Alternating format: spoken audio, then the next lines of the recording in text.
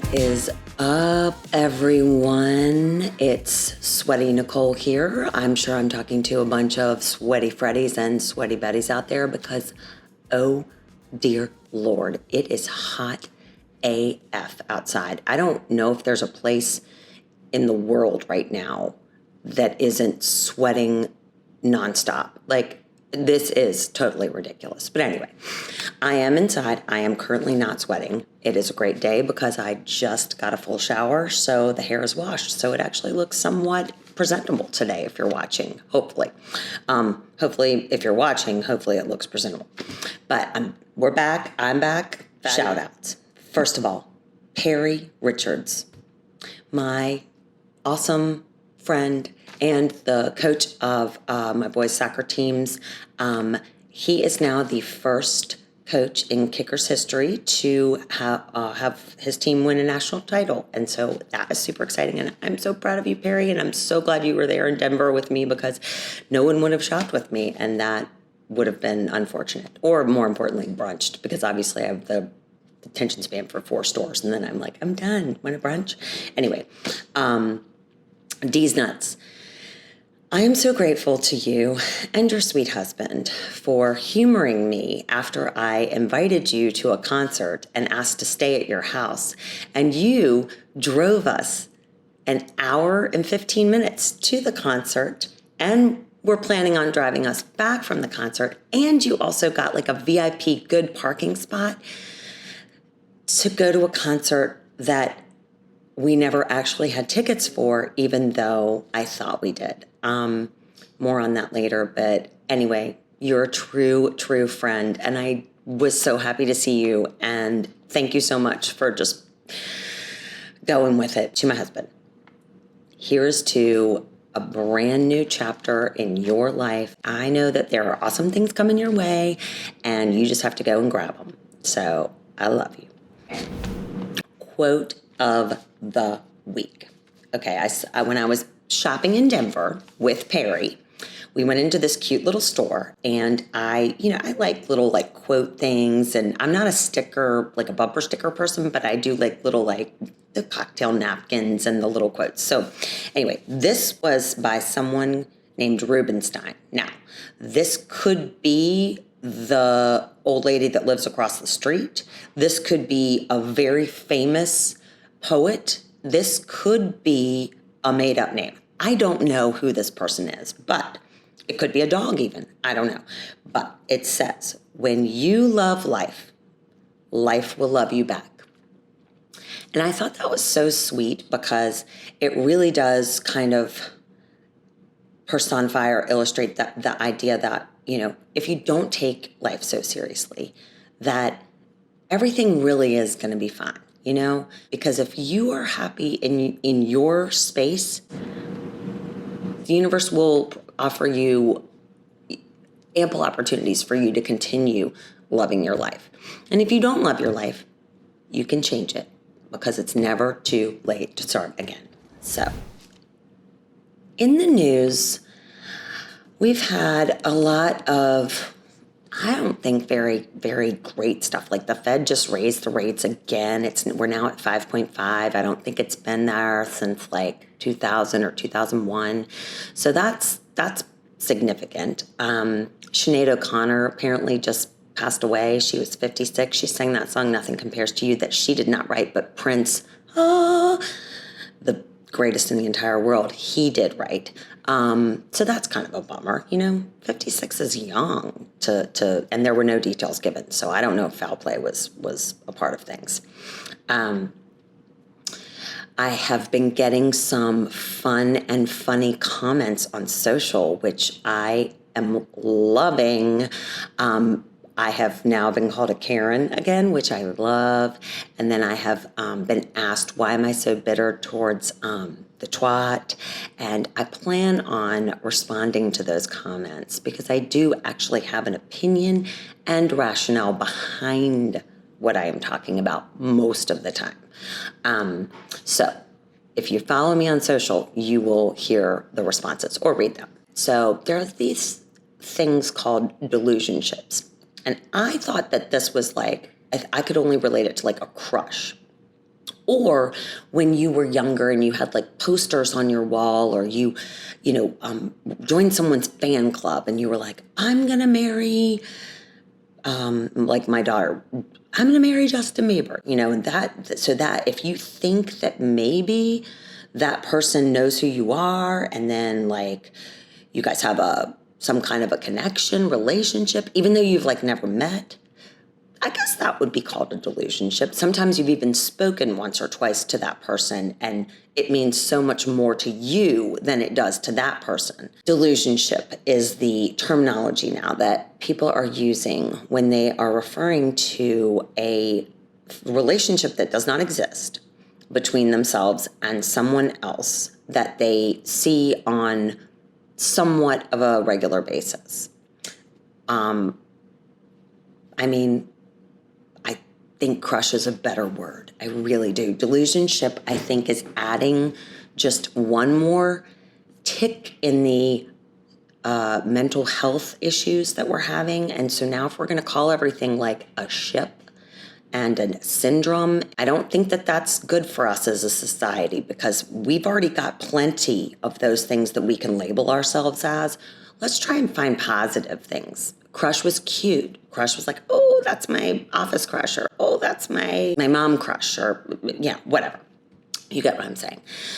Another thing that people are talking about, they just had this article in the Wall Street Journal, and I am really, really confused by this. So I'm not going to talk about it a lot because I feel like I need to do a little more research on it. But, we have discussed how Gen Z in particular is not loving working like more than they're not working. Okay. And we've discussed, the dead zone time frame. We've discussed easing into Mondays. We've discussed, kicking off on at noon on a Friday. Well, now there's this lazy girl job hashtag trending on TikTok. And so I was like, wait, lazy girl job. So what is a lazy girl job? And from what I've read, it's just a job that essentially is an 8 to 5, or it has very standard hours. And when you leave your job, you leave your job, and you're not expected to respond to email or do anything else about that job until you arrive the next day, which I personally wouldn't call that a lazy girl job, depending on what you're doing. Like if you're waiting tables, that should not be a lazy girl job, because you should be busting your ass to make money. And then when you leave, and you don't have to think about it again until you go the next day. So I think it's the idea, this is my impression, it's the idea that you are so happy with your work-life balance because you spend more time having fun and loving your life than you do working, that you're in a lazy girl job. So I started wondering, like, well, didn't we all have those kinds of jobs at a certain point? And it reminded me that there is such a divide between how we, and I'm an Xer, used to have like after school jobs, and we worked during the summer, and year-round sports weren't really a thing. And, we weren't trying to build spaceships and go to NASA camps during the summers when we were off of school. We were working because we were saving money for when we wanted to spend our money to do whatever. And so I have seen the trend where not a ton of people that I know have like jobs during the school year, which I totally understand. I'm wondering if the lazy girl job trend is a result from not having any of those earlier lazy girl jobs and going right into something that felt more demanding. And you never had the balance of that to say, oh, well, yeah, I love a lazy girl job. But then at a certain point, you're either going to continue with the lazy girl job, and then do you really want to call yourself lazy at your job? I don't know. I think you see what I'm saying, but I'm not sure if I'm for this or against it, or if I understand it completely. So I'm going to have to do some more recon, and I'll probably do a follow-up on that. I did discuss divorce parties and registries last week, and I wanted to be very clear on my stance. If a divorce party is happening and it is not going to upset anyone in that family, great. Celebrate away. If that is the best thing for you, I am so happy for you. Celebrate. I am not okay with the registry situation, however, because you can go to Goodwill, you can go to yard sales, you can ask around to your friends like we all do. Like, you don't need brand new shit. Stop that. It's a waste of money. We all know that everyone's listening to us. And so like when our phones are on or our TVs are on or our computers are on, or basically, unless you're in the bathroom with nothing electronic, and there, probably my toothbrush is listening too, but someone's listening. And so when you need a new mattress, you are now going to be inundated with mattress stuff. When you are looking for an eye cream, you are going to be inundated with that. If you are looking for, I don't know, handcuffs for your 18-year-old daughter who has a kleptomania problem with soda, you're hopefully going to start seeing some ads for comfortable yet stylish handcuffs. That is kind of a joke, but kind of not a joke because, anyway, they are necessary, but I don't have them yet. Anyhow, I think that my Apple Watch is now actually has the capacity to read my thoughts. And this scares me because it's just, again, one more step closer to Minority Report, where then it'll be like, oh, well, that person is about to commit a crime. Not that I'm doing anything like that. I'm not committing a crime, except for last week when I was speeding, and I did get a speeding ticket after not having a speeding ticket for since before I even had kids. So upsetting, but I had to use it as a teaching moment because my kleptomaniac criminal daughter was sitting next to me. So I needed to illustrate that when you break the law, there are consequences, and oftentimes they are unpleasant. That did suck though. Anyway, so back to the mind control. Something showed up on my Instagram feed, and I was very surprised because I was like, what is this? And it was essentially, I don't know if it's a medication or a supplement, but it's something that you would take that would increase the efficacy of your ADHD medication. And this was supposed to help you stay, maybe it slows the release that much more. I'm not sure. I had never once spoken about this. I had thought about I wonder if that's what, if there's something. And all of a sudden there's something in my feed. And the only thing that I have is my Apple Watch on my person. Because, or maybe I guess that if the phone is reading my thoughts now, we were really fucking in trouble. Or at least I am. That's a very specific thing. That wasn't I wonder what a juice cleanse costs. That's not that. So, I'm getting nervous about all this electronic stuff, and I'm still 100% using it, but I am a little nervous as to how far it's going to go. I'm just stating that for the record. There is another trend that's happening with the Zers. I've been doing a lot of reading about Zers lately, it seems, and it is basically they are in this world of ghosting where, we don't want to tell anyone up front, hey, I'm not interested in pursuing a relationship with you other than friendship. Or, hey, I absolutely love how excited you are at work, but I'm going to need for you to put your phone down more frequently so that we can actually use that excitement to our advantage in the workplace and not just wait for you to get off your phone. Conversations. So there is now a thing where these Zers are having to ghost their own friends that they spend time with and they go out with because they can't keep up with the spending habits of some of their friends. And so instead of being oh yeah, I actually can't afford that place, can y'all go ahead and I'll catch up with you guys afterwards, or I can't shop at the store, or whatever. They're just ghosting their friends. And I'm thinking, man, I guess I can remember being in that situation, because I never made a ton of money out of college, and all of my friends did. But I guess now they're labeling that where you ghost your friends. Well, I didn't ghost my friends. I don't know what I did to figure that. Maybe I had a second job. I think I did, actually. Twatter is no longer the twatter. It is, it's like X-Men, X-Factor, Excommunicado, X-Term, X-Ray, I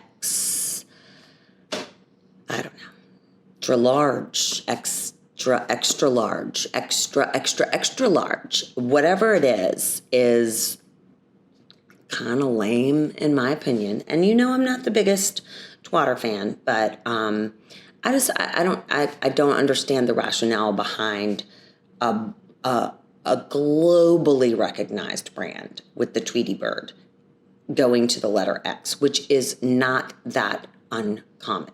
It's not. So anyhow, there'll be more on that. A lot of people are saying that the logo's pretty lame. Now it's just X, which to me is like a big black hole. According to someone else, it's everything. But that remains to be seen. The universe does not want me to attend any music concerts that I would like to attend. I can give you several examples. Taylor Swift. We were not able to get tickets to see her.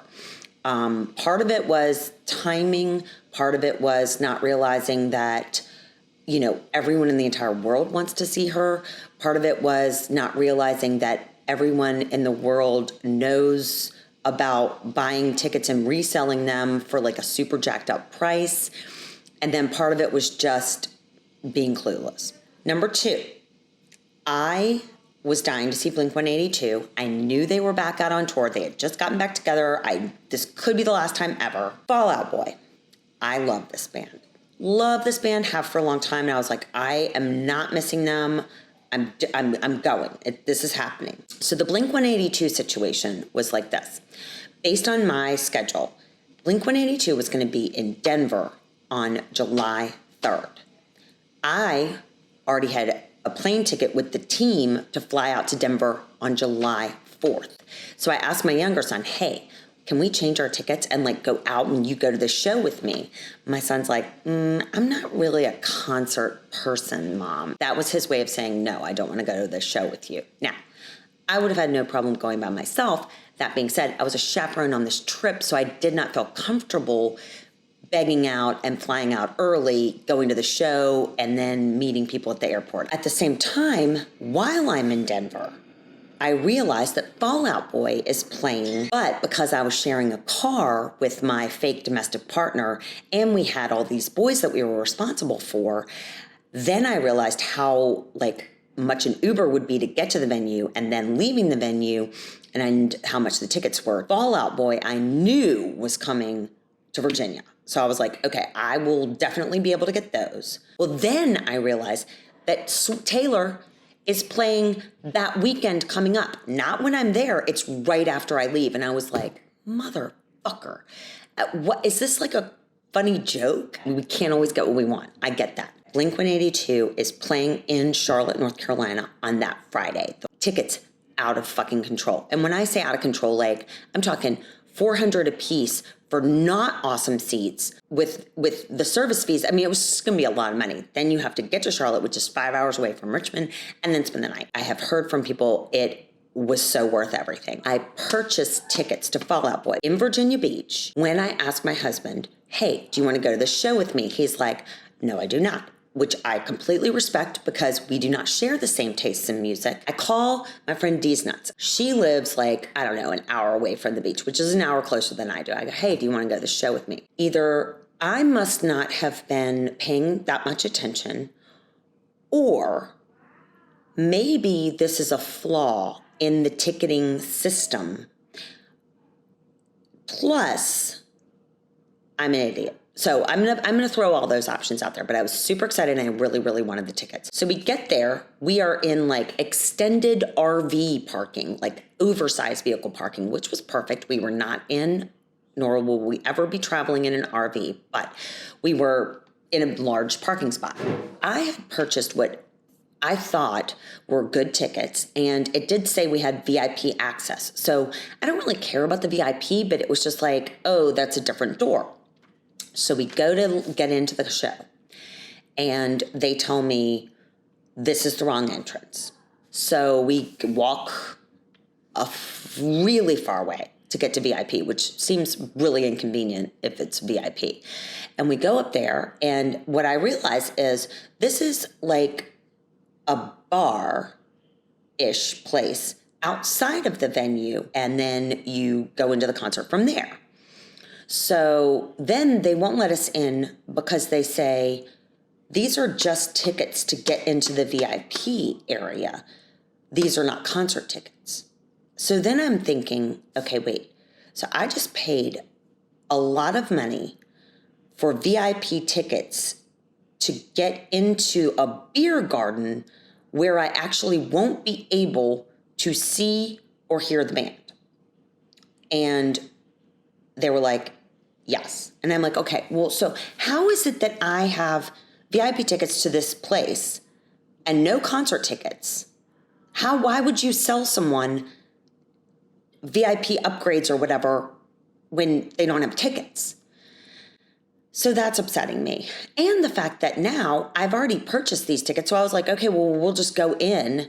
We'll watch them on the jumbo screen and, just sit in the beer garden, beer area and drink our private, bar in the VIP access, but, not actually physically go into the concert. Nope. Can't do that either. They won't let us in. So we go all the way back to the ticket counter and I tell them what's going on. So then they say, we cannot give you a refund because you bought them from a different, a third party. And so I'm like about to cry. Like I have tears in my eyes at that point. And I'm like, so I have no options. They said, well, you can go ahead and buy concert tickets. Like, do you want a lawn ticket? And I'm thinking to myself, okay, wait, we've already spent this much money for a parking pass, this much money for VIP fucking access tickets that aren't actually tickets to the show. And now I need to pay that much more plus your inconvenience fees, even though I'm standing right outside the venue. So we left and we drove the hour and 15 minutes back to Colonial Williamsburg, where we went and we had a lovely dinner. That experience was on the heels of 2 other experiences that happened that week, where the concert I was just referencing that I bought tickets with for me and my son, when I texted him that day, I said, hey, what's the plan for tonight? He was like, oh, I'm getting picked up at 4:30 and I've got to ride to the show. And so now I'm like losing steam on going to this because A, I thought I was going with my kid. B, I don't necessarily want to go down there alone because I don't know these bands as well. And C, it's hot as fuck outside. And so I wound up not going. So I ate my ticket, but I had also foolishly that earlier in the day kept getting emails from the ticket place saying, hey, do you want to upgrade to this for parking and for this entrance? And I was like, oh, well, it's going to be a zoo down there. Maybe that makes sense. Well, so I'm able to upgrade 1 ticket, but then it won't let me upgrade 2 because I got the last one of the upgrades. So it turns out I upgraded my ticket that I didn't use. 2 days later, I drive to get my daughter from camp. I get pulled over by a police officer. I have not been pulled over by a police officer in 20 years, let's say, more than that. I haven't had a ticket in forever. Not because I'm a stellar driver, but just, I guess the universe has been on my side. I thought it was 70. I was going 84. So that's what, 70, 84, 14 over. Apparently it was 65. And so I was going 19 over. And the police officer was like, you're going too fast for me to not give you a ticket. And what I don't want is for my children to think that they can put up a fight and be a pain in the ass and get out of things, because that is not a great example, in my opinion, especially when we have a stealing situation on our hands where the odds of her getting arrested or, spoken to by police officers are pretty high. So I felt like I needed to do the right thing and model good behavior. 2 days later, that That's the Fall Out Boy concert. Now I don't know how to buy a ticket for a concert. Now I don't know if I'll ever go to a concert again, because the universe clearly wants to teach me a lesson and did not want me to go to any of those shows. There's, with all the algorithms and with all of the AI and everybody is smarter than me, how could it happen that someone can buy an upgrade to a concert they don't have tickets for and it not say, like, that not be a prerequisite, that not be like, hey, you should put your ticket number in, or hey, you should put your confirmation for your something. From now on, if I want to go to a concert, I'm going to have somebody, a handler or a shadow or a manager, look over my shoulder to make sure that I am actually purchasing a fucking ticket to a show. And then I'm going to have to be okay with where that ticket is. I'm not going to be allowed to upgrade anything because I might not be actually even doing it for the right show. I might be upgrading somebody else. Like, there are too many possibilities with a dumbass like me. If you take nothing from all of this, no. If you want to go to a concert, you buy the tickets, I will Venmo you, and I will go with you, because clearly I am not equipped to buy concert tickets any longer. That has been taken off of my list of things that I can do. So I'm off to see Oppenheimer tonight, and I'm very excited. I have not yet seen the Barbie movie, but I did see Mission Impossible, not because I wanted to, but because my husband did, and that's what you do, you compromise. I will say this, you will get your money's worth, because Mission Impossible is a very long movie. Mission Impossible is an entertaining movie. Mission Impossible lives up to the word impossible, because there are a lot of impossible, implausible scenarios in it, but it is an action-packed movie. I hope you have a great week. I hope your air conditioner is working. I really, really hope that you enjoy this last part of summer. And just remember, if you love your life, life will love you back, and it's gonna be fine. It's all gonna be fine. If it's not fine tomorrow, it will be the next day, but most likely it will be fine tomorrow. All right, I'll see you guys next week.